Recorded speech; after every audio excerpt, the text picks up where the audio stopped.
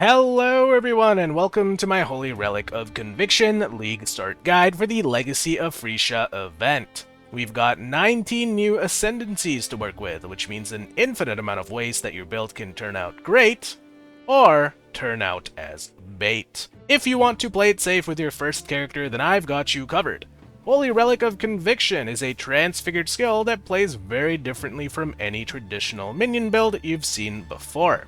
Instead of having its own AI and wandering off to kill things, it just stands there, menacingly. Until you attack, of course, at which point it obliterates the enemy you hit with its spell. Because of this interaction, Holy Relic plays a lot more like a cast-on crit or spell slinger build. So if the thought of managing minions scares you, rest easy because there will be very little of that in this build. Now, full disclosure guys, this build isn't anything new. It was popularized in Necropolis, min-maxed to perfection in Settlers, and since there hasn't been any balance changes to the core game, it's going to perform just fine for the Legacy of Phrecia event. The only difference is that this build is typically done using the Witch class on the Necromancer Ascendancy. Since that won't be available, we're instead going to use the next best thing, which is the Shadow class and the Servant of Arakali Ascendancy. Let's have a quick look at what Spider-Man has to offer. First up, we have Malevolent Strands. This gives us access to Envy, which is an aura that adds chaos damage to spells and attacks. This aura typically reserves 50% of your mana, but we'll be able to reserve it for free with the Ascendancy. This is a 2-point node that we'll be getting in Normal Lab. Second is Skin Crawlers. This gives our minions a 50% chance to poison enemies on hit, and a 10% chance to apply Withered on hit. Withered is a stacking debuff that makes enemies take more chaos damage, and Poison is an ailment that deals chaos damage over time. We'll be using both of these mechanics in the endgame to scale our single target DPS. Skin Crawlers is also a 2-point ascendancy, but we'll be taking this in Cruel Lab. Up next is Thread Spinner. This gives us access to the Aspect of the Spider skill, which is a reservation skill that slows enemies down and makes them take more damage. This skill typically reserves 25% of your mana, but GGG has confirmed that we'll be able to reserve it for free during the event. We'll be getting this in Merciless Lab. Last but not least is Silk Dancer. This makes enemies deal less damage and take even more damage if they are affected by the aspect of the spider. We'll be getting this in Uber Lab. Now that we know what we're working with, let's talk about the offensive and defensive layers of the build. Offensively, we'll be using our gear to scale the number of minions we can have, the gem level of our minions, and the quality of our gems. More minions means more damage, and higher level minions also means more damage. Quality is where it gets complicated. Our Holy Relics cast a spell, and that spell has a cooldown. Gem quality increases their cooldown recovery rate, but due to engine and server-side limitations, cooldown recovery rate only works at specific breakpoints. The cooldown breakpoints for Holy Relic occur at 2%, 14%, 30%, and 52% gem quality. Hitting the first two breakpoints is pretty trivial, but getting to 30 and 52 is going to take a bit of investment. And just to reiterate guys, breakpoints means that any value in between is worthless. So if you somehow manage to get 51% quality, then it is functionally identical to 30% quality. Aside from the gem level and quality, our endgame damage for single target will come from the poison ailment. Skin Crawlers give our minions 50% chance to poison, and we'll get the other 50% from Abyss Jewels that we can place in our tree. From here, scaling our damage is just a matter of stacking minion damage over time multiplier, as well as lowering enemy chaos resistance. For our defenses, be prepared to eat shit. Yeah, this is not a tanky build. With most of our items being uniques, expect to go squeesh once we get to maps. The best defense is a strong offense, so kill stuff fast and try not to get hit. The silver lining is we can invest into defenses in the late game once we've got our character up and running. I'm not entirely sure what defensive layers I'll use during the event, but here are some tried and true options we can consider. We can do Max Block Lucky Block with Svalin. We can do Fizz Taken as Ellie with Lightning Coil. We can do Energy Shield Recovery on block with Aegis Aurora. We can do Life Recovery with Blood Notch and Immutable Force combo. We can do Spell Suppression with Crafted Rares. And if you really want to invest into the build, we can do Max Resists with Mage Blood and Melding of Flesh combo.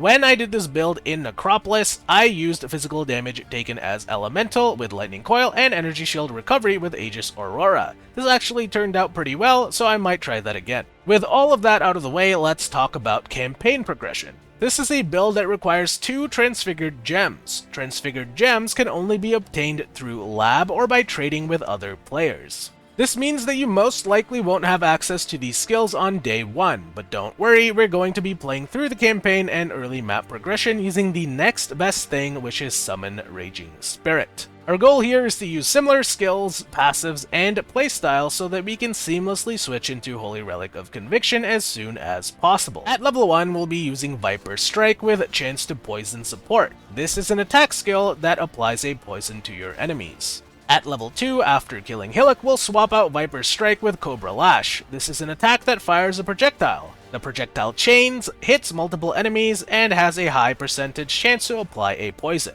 At level 3, after killing Hilrake, we'll add the Momentum support to Cobra Lash. The support gem gives attack speed while attacking and movement speed when moving after an attack. At level 4, after opening the Submerged Passage, we pick up Frostblink. This is our travel skill and instantly moves us in the direction of our cursor. It deals damage and leaves chilled ground at the start and end locations, so be sure to use it offensively when possible. At level 8, after arriving at the lower prison, it's time for us to swap into Summon Raging Spirit. Important! If this is your first character, then your shadow will not have access to the Summon Raging Spirit skill gem. This requires us to make a Templar and run it to the Submerged Passage so we can buy it from Nessa. Also buy Holy Flame Totem while you're at it. This is called mealing, and back in my day we didn't even have Nessa or gem vendors. Grab melee splash support and added fire damage support from Nessa. We're going to connect it to Summon Raging Spirits.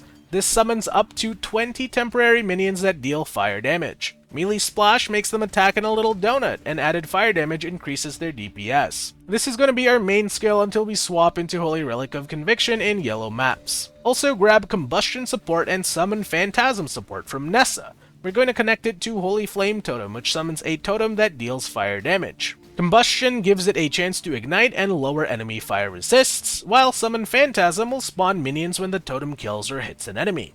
Use Holy Flame Totem when fighting bosses and rares. At level 10, after killing Brutus, we pick up Clarity. This is an aura skill that grants mana regeneration. It will reduce our dependence on mana flasks. You can level Clarity all the way up until gem level 10. At level 16, after finding the Baleful Gem, we can pick up Summon Skitterbots. This is a reservation skill that summons 2 invulnerable minions. These minions apply chill and shock to enemies, slowing them down and making them take more damage. At level 24, after saving Tolman, we pick up the Flammability Gem. This is a curse skill that lowers enemy fire resists. Apply this to enemies when fighting bosses and rares.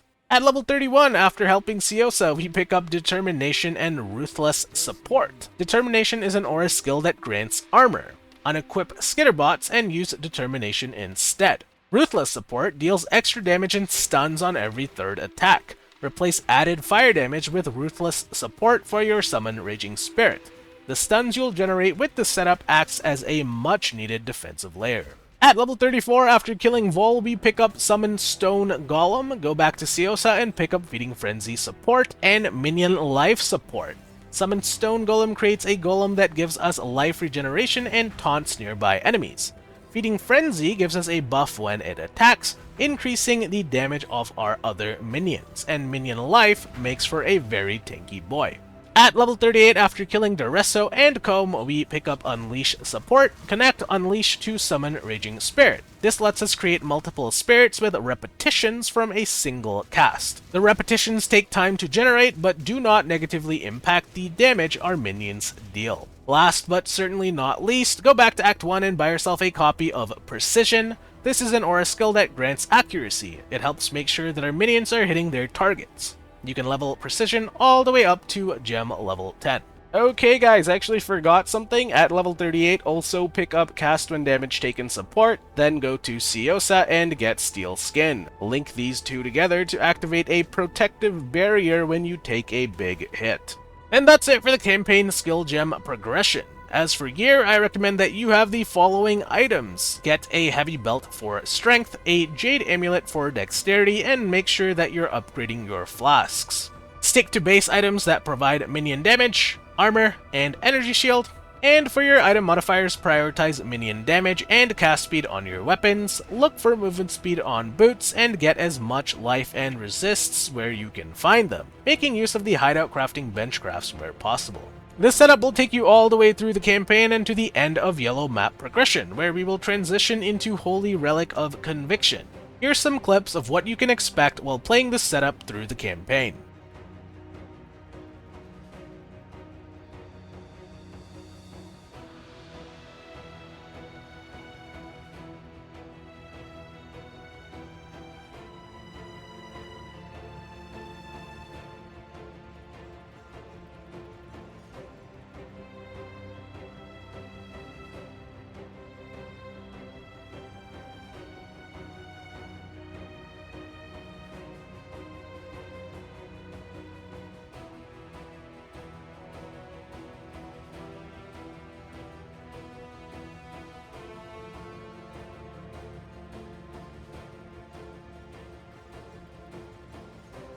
Before we do mapping progression, let's have a look at the passive skill tree.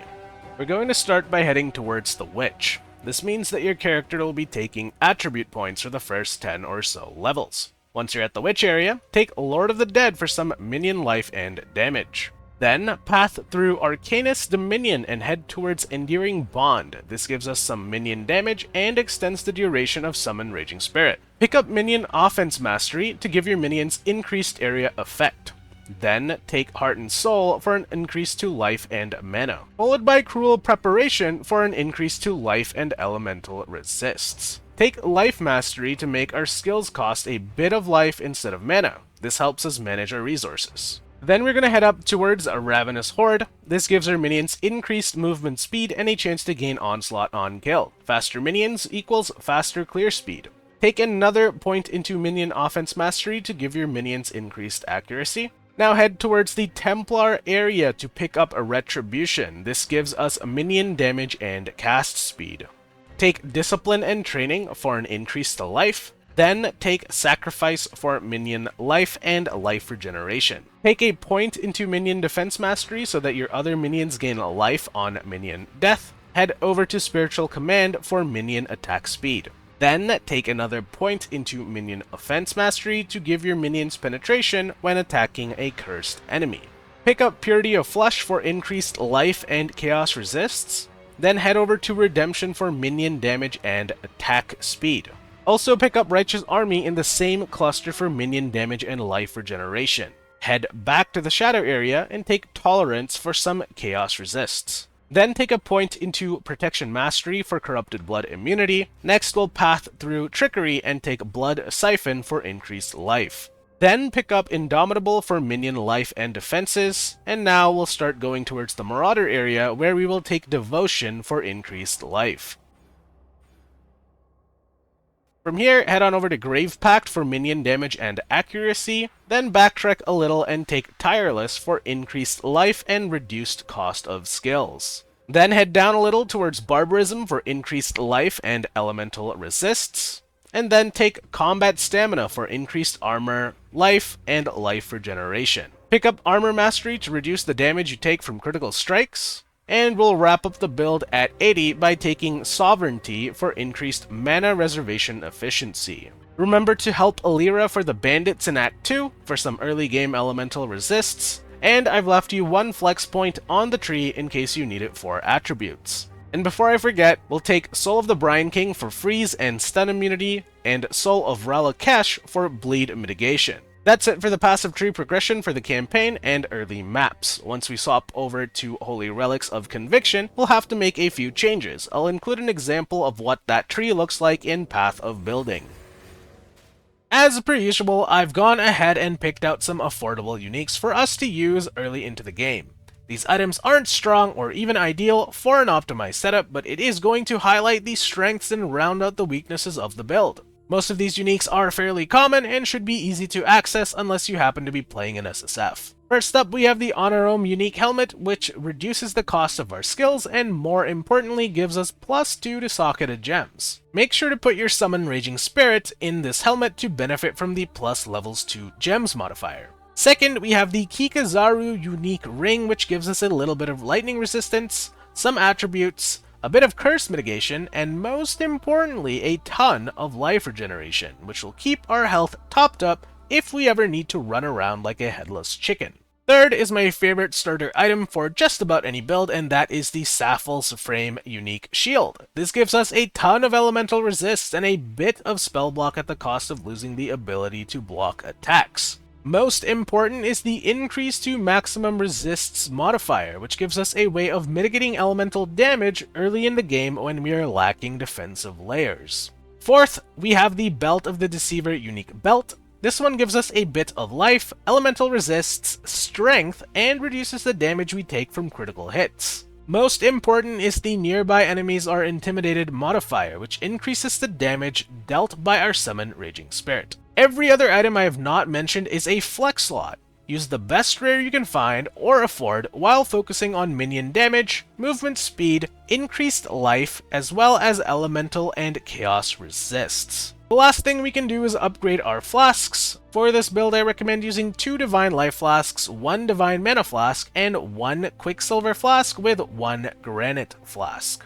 Enchant your utility flasks with the crafting bench using instilling orbs and glassblower baubles so that they activate when the charges reach full. And modify your life and mana flasks with alterations or beast crafting so that you have immunity to ignite, shock, and poison. If you find yourself dying a lot, you might want to consider swapping out your mana flask for a jade flask instead. You'll just have to be a little bit more careful about your mana management. Once we have these items, we should have enough damage and survivability to comfortably progress through yellow maps. And here, we'll be farming out some currency to buy out the transfigured gems and uniques we need to transition to Holy Relic of Conviction. Make sure you have every item on this checklist before you make the swap to Holy Relic of Conviction.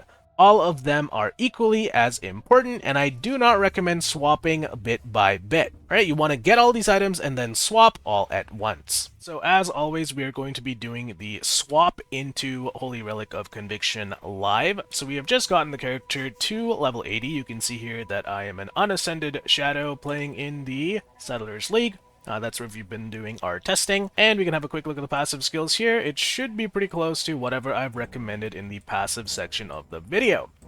Alright, so we've been playing with SRS, so here's what that looks like. Alright, and we're about to swap into Summon Holy Relic of Conviction. So before you go any further, make sure you have these items, or these skill gems. Okay, you're going to need a Whalebone Rapier. Okay, this one has a Grant's level 1 Envy skill. This is to simulate the Envy we're going to get from our Ascendancy.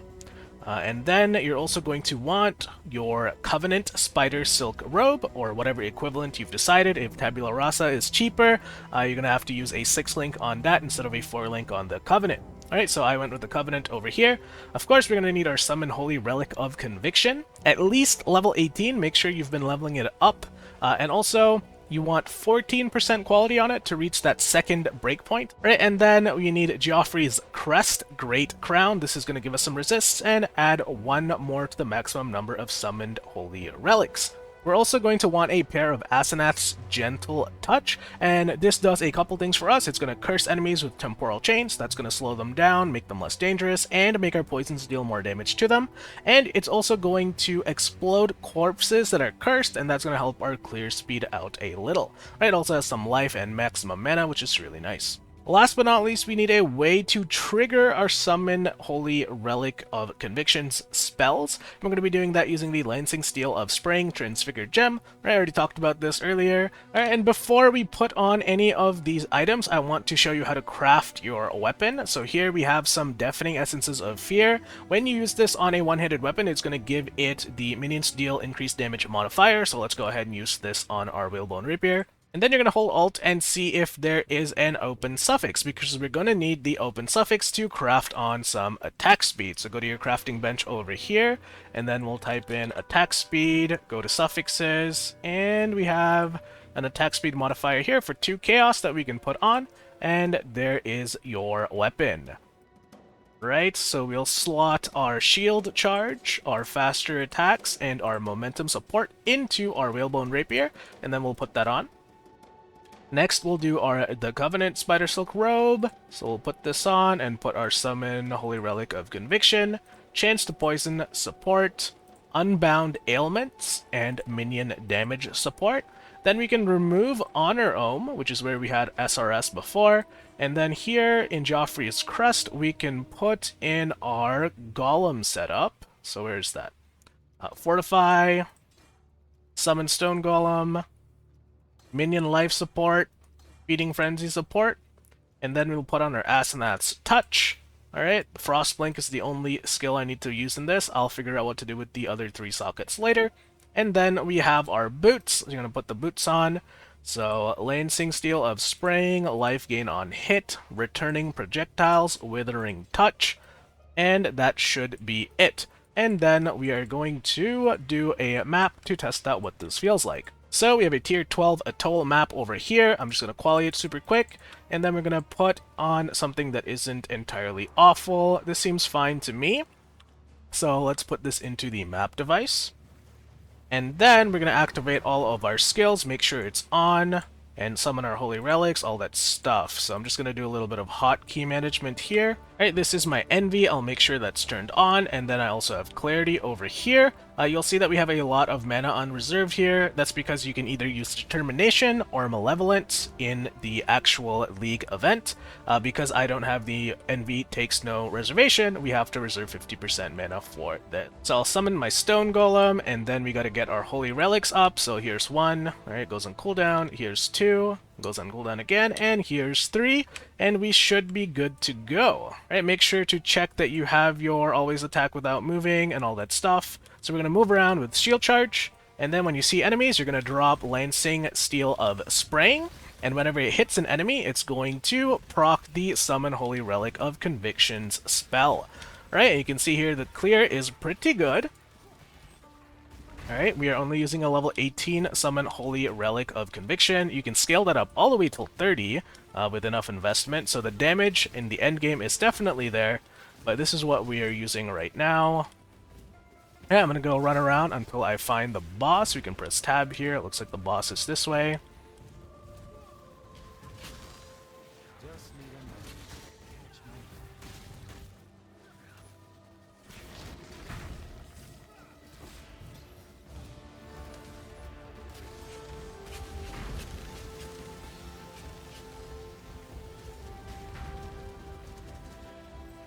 Alright, and we're at the boss now. I'll put a portal down, and we'll see how it does in single target. I'm not expecting anything too good here, but it shouldn't be terrible either. Alright, let's see how this goes. And remember guys, I am missing 50% chance to poison from the Servant of Arkali Ascendancy here, and we are only using a 4-link with the Covenant. Alright, so there it is. There's the map complete, and yeah, not a shabby swap. Alright, from here we can make a bunch of upgrades for our character. You're gonna get Ashes of the Star on your amulet. You're probably gonna swap out these rings for bone rings. They save you some passives over here, right? Remember, we are invested into minion defenses. If you have a bone ring, you can take those points out, use it on a cluster jewel. Asenath is pretty good. We'll want a Stygian Vise for our belt slot, so we can put an Abyss Jewel there. And we'll probably swap out Sapphal's Frame for Aegis Aurora or something like that. Right, and once you have your Abyss Jewels, you can remove Chance to Poison support, and you can put in something like Void Manipulation, giving you even more damage, and then you get a 5th link for Empower, and a 6th link. Well, we'll figure out what to do with that when we get there. If you're curious what the Abyss Jewels look like for this build, I will show that to you super quick. Alright, these are just Ghastly Eye Jewels, which means they roll minion modifiers, and they have the suffix of Venom, which means your minions have X% chance to poison enemies on hit. Alright guys, so we're going to wrap up the video with a section on what next, as well as some frequently asked asked questions. So we'll start with what next. Alright, if you've done everything up until this video, you're probably wondering, hey, how do I scale this build next? What do I do next? You know, how do I improve my damage, my survivability? Right, I'm going to include all of that in the POB, but a lot of that is going to be a little bit more speculative. Right, I did say I made this character in the Necropolis League, so I have all the gear from that character in my inventory here. This one's just a random witch I made in Standard. Okay, so I actually deleted the character I had before, but I kept all the gear. Let's look at it one by one.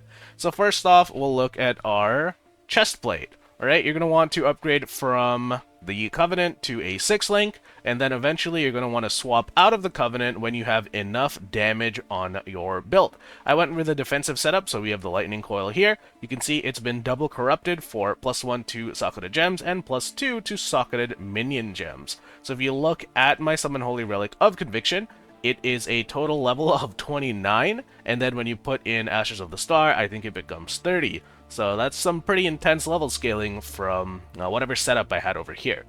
Right? What level is this gem? This one's a 21, 20% quality. I think you can get up to 23% quality. That might be important in case you're trying to hit the next breakpoint. Right? More on that later. So that is the Summon Holy Relic of Conviction gem. And then we have Awakened Minion Damage Support. This is giving us +1 to socketed minion skill gems as well, so we get a gem level from here. Then we have Awakened Unbound Ailments. Remember, this increases the duration of poison as well as the damage from poison. Alright, then we have Empower. I think this one's corrupted level 4. Alright, and then when you put it into the chest, it becomes level 5. Very nice. That's given us 4 gem levels for Summon Holy Relic of Conviction. Then we went with Enhance, by the looks like it. So this must be what I used to hit the 82% breakpoint.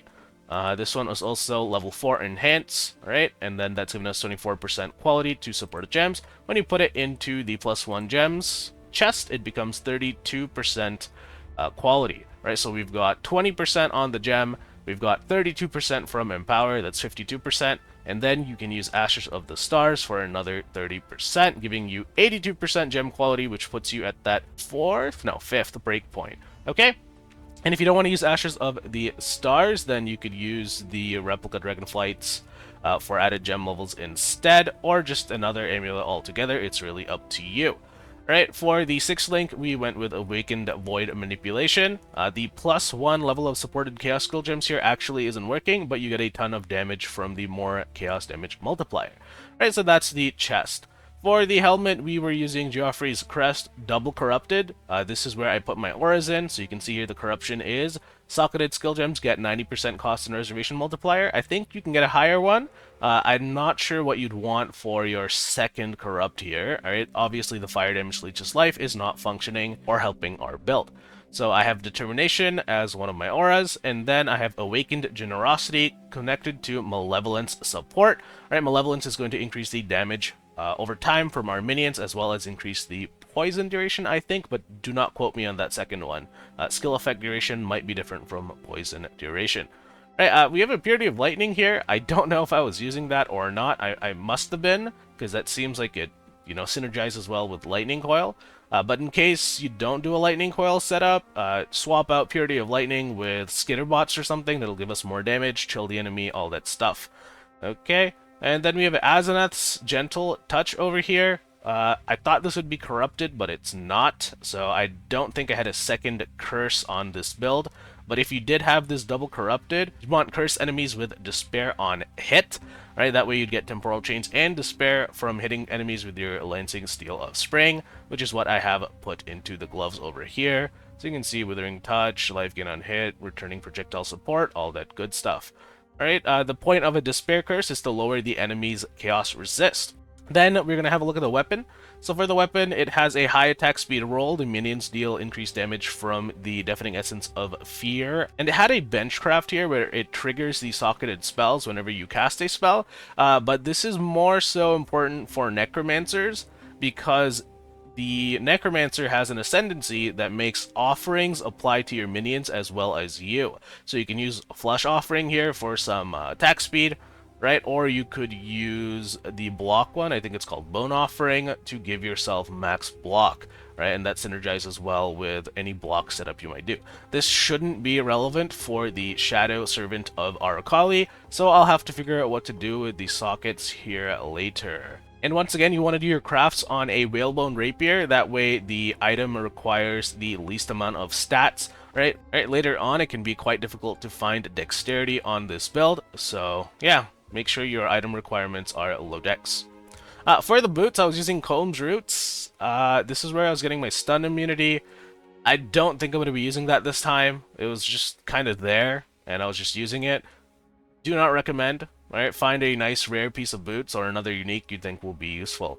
We already talked about Ashes of the Stars. Right, the anoint here seems to be charisma, so I could reserve more auras. I'm not sure if I'll have to use that again or if I'll be able to use Whispers of Doom for additional curse. So if you see here, Whispers of Doom should be over here. That might give us our second curse for Despair. And early on in the game, you're actually going to want to anoint this one. It's super cheap. Sanctuary.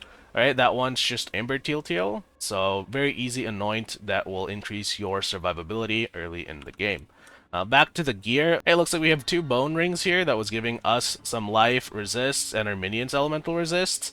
I think you can also have some minion damage on this. I'm not entirely sure how I got that. I'll have to double check.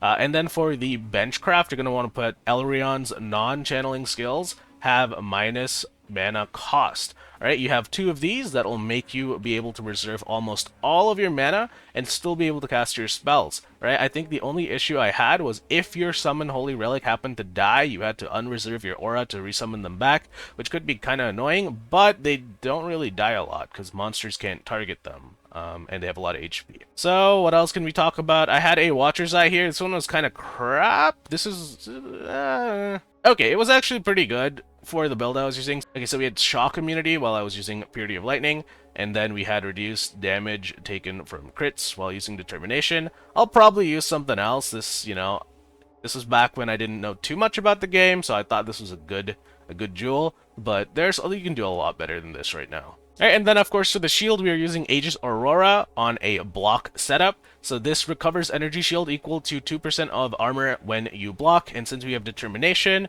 you know, that synergizes well with having enough armor to recover some energy shield whenever we block. And I believe I managed to get max block on that character. I'll have to look and see how I did that. It was probably using the offering with the Necromancer, but you could also go with Glancing Blows, right? It's not really about blocking the damage here, it's about blocking as often as you can so you recover energy shield, and that'll keep you topped up for all of those little hits. Right, this one also gives you 5% of maximum cold resist, so that's really nice. In the shield, looks like I had shield charge and my frost blink. Right, I do like this setup a lot. We were also using Forbidden Flame and Forbidden Flesh. This should be completely irrelevant to the Shadow, because this is only applicable to the Witch. We were using Void Bacon for minus 20% Chaos Resist and the reduced life regeneration rate. Enemies that regen life will counter your minions' poison damage, so having that modifier there was really helpful. And then probably the most important thing here, guys, is the Cluster Jewel. Look at this beautiful thing. This is kind of like a really endgame setup. So you can see that it's a 12-point passive skill cluster jewel with minions deal 10% increased damage. And then I managed to roll 5% chaos resist, 4% all resists, some energy shield, as well as passives have increased effect on it. So I don't know if this is max rolled or not. It looks painful to get. So, you know, don't expect to have this early. Maybe you'll have like 1 or 2 of these mods on a 12-mod cluster jewel. But when you put this in and you fill it out, you get so much stats from this. Right, this is where we got a lot of our character survivability as well as minion damage. Right, and then it also will give us 2 jewel sockets, which we can use to put in, you know, our Abyss jewels. Right, those are point efficient setups. For the Abyss Jewel, you're going to see that I focused on minions deal additional physical and chaos damage, as well as the minions have 14% chance or higher to poison enemies on hit. Right, you're going to want 4 of these jewels so you can cap your chance to poison on hit with the Shadow Skin-Crawler's Ascendancy. Then it looks like I had a Darkness Enthroned Stygian Vise. I probably won't be using this time around, because remember, we get 50% chance to poison from our Ascendancy, so we don't need the, double the effect of our Abyss Jewels put into it. Right, the flat damage we get from these jewels isn't going to be worth using this belt. I recommend using a Stygian Vise and giving your character a little bit of stat on a rare belt instead. I think I've covered everything here. We talked about the rings, the jewels, the gems. Aminamu's Gaze, here's the big unique jewel. I expect this to be very expensive this league, but if you get this, your damage is going to go up so nice. It gives your minions damage over time multiplier, right? You need to use a total of 4 other Abyss Jewels, Ghastly Eye Jewels in particular, for this to work, alright? So it's going to be 1 from the unique itself, and then 4 from the rares you are using to cap your chance to poison enemies on hit. You have all of that, your damage goes up so nice with the 30% damage over time multiplier, right? Definitely prioritize getting this. It's going to be expensive, so don't expect to have it immediately. For the flasks, looks like we had some double Divine Life Flasks set up. Didn't look like we needed any mana flasks, with the non-channeling skills have -7 to total mana cost, so that's nice. I don't even think I ended up qualitying my accessories here, so it's, I didn't min-max as hard as I thought I would. We've got a Quicksilver Flask here with increased attack speed. Why do I have that? I don't know. Because I had movement speed on my Silver Flask over here, and then we were using the Taste of Hate Sapphire Flask for additional physical damage from hits taken as cold damage during the effect. Alright, and that is the build and what to do next. I'll include as much of this as I can on the POB, but yeah, we'll see how things go. I will be playing this build in the event, so I will change things and update the build as I see fit. Not everything is going to work out as planned. Alright, the last thing I'm going to do is a little bit of an FAQ, things that I expect people to ask a lot. First of all, what level do I level up my Clarity to? You can stop leveling it at level 10. Same with Precision. They don't need to be any higher. They will serve their function at those levels for the build at the time that you're playing it. The other question is, well, I already, answered it. What anoint should I get early game? You're going to get Sanctuary with Amber Teal.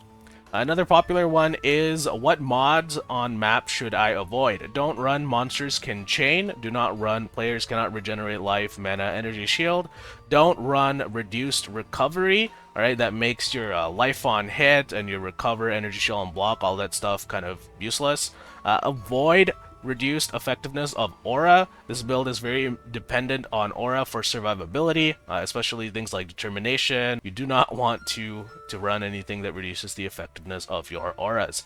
I think that's it, because we won't have the Necromancer Ascendancy that gives our minions Unholy Might. You're going to want to avoid Physical Reflect, because the Summon Holy Relic of Conviction deals physical damage with their spells, and normally that would be converted to Chaos, and then you can bypass Reflect, but we cannot do that on the Servant of Arakali, so try to avoid Physical Reflect. And while you're playing Summon Raging Spirit, saving up to swap into Holy Relic, avoid Elemental Reflect. Remember, those guys deal fire damage, and they will, die if you have Elliot Reflect. And I think that's it for the FAQ. I don't really know what else there is that I want to talk about, so thank you guys for watching. Like if you liked the video, and subscribe for more Path of Exile content. Like I said, I will be playing this build and making updates during the Legacy of Phrecia event. Bye!